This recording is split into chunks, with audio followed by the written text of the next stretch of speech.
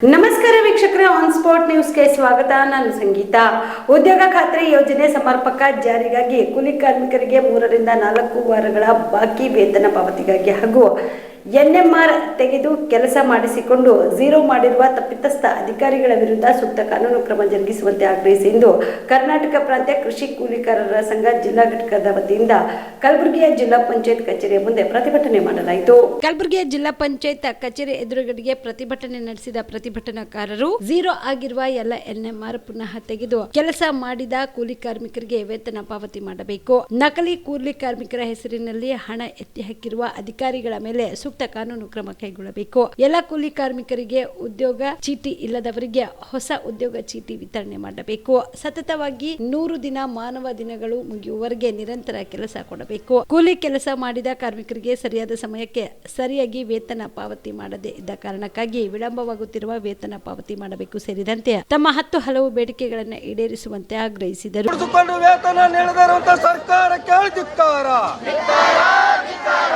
Number 6 ಕೊಟ್ಟರು ಕೆಲಸ ನೀಡದಿರುವಂತ ಪಿಡಿಒಗಳಿಗೆ ಧಿಕ್ಕಾರ.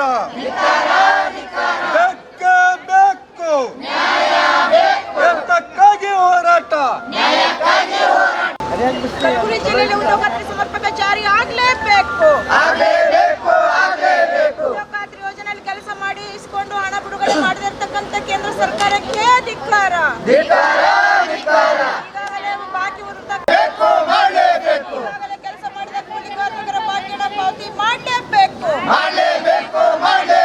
ಫಾರಂ ನಂಬರ್ 6 ಕೊಟ್ಟಿರ್ತಕ್ಕಂಥ ಎಲ್ಲ ಪಂಚಾಯತ್ಗಳಲ್ಲಿ ಕೆಲಸ ಕೊಡಲೇಬೇಕು. ಕಾರ್ಮಿಕರನ್ನು ಪುಕ್ಕಟ್ಟೆಗೆ ದುಡಿಸಿಕೊಂಡು ಪೇಮೆಂಟ್ ಮಾಡತಕ್ಕಂಥ ಸರ್ಕಾರಕ್ಕೆ ಧಿಕ್ಕಾರ. ಬೇಕೇ ಬೇಕು. ಬೇಕೇ ಬೇಕು. ಎತ್ತಕ್ಕಾಗಿ ಹೋರಾಟ. ಎತ್ತಕ್ಕಾಗಿ ಹೋರಾಟ.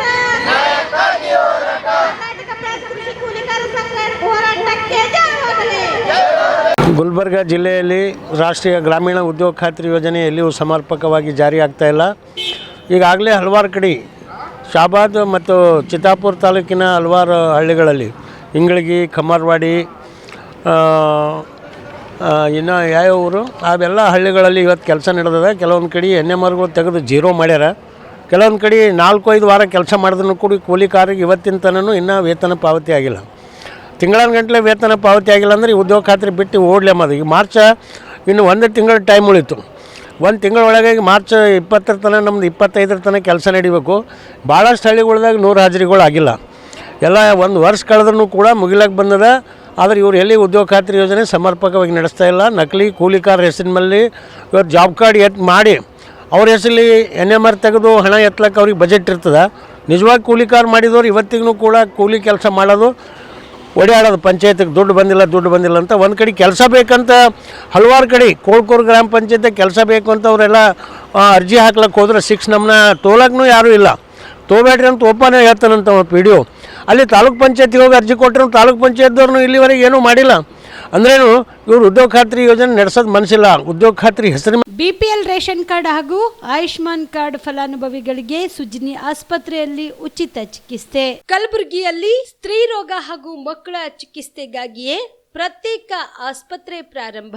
ಸುಜಿನಿ ಕಲ್ಯಾಣ ಕರ್ನಾಟಕ ಭಾಗದ ಅತ್ಯಾಧುನಿಕ ತಾಯಿ ಮತ್ತು ಶಿಶುವಿನ ಆರೈಕೆಯ ಆಸ್ಪತ್ರೆ.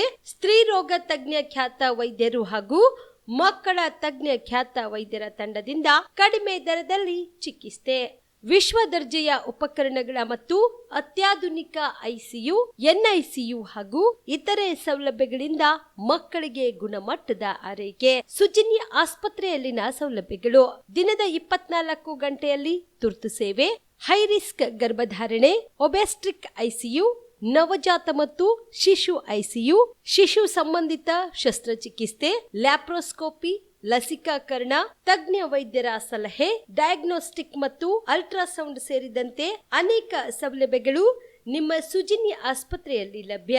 ಹೆಚ್ಚಿನ ಮಾಹಿತಿಗಾಗಿ ಸಂಪರ್ಕಿಸಿ ಸುಜಿನಿ ಆಸ್ಪತ್ರೆ, ಬಿಗ್ ಬಜಾರ್ ಎದುರುಗಡೆಗೆ, ಕಲಬುರಗಿ. ದೂರವಾಣಿ ಸಂಖ್ಯೆ 08472272727 ಅಥವಾ ಮೊಬೈಲ್ ನಂಬರ್ 9900427814.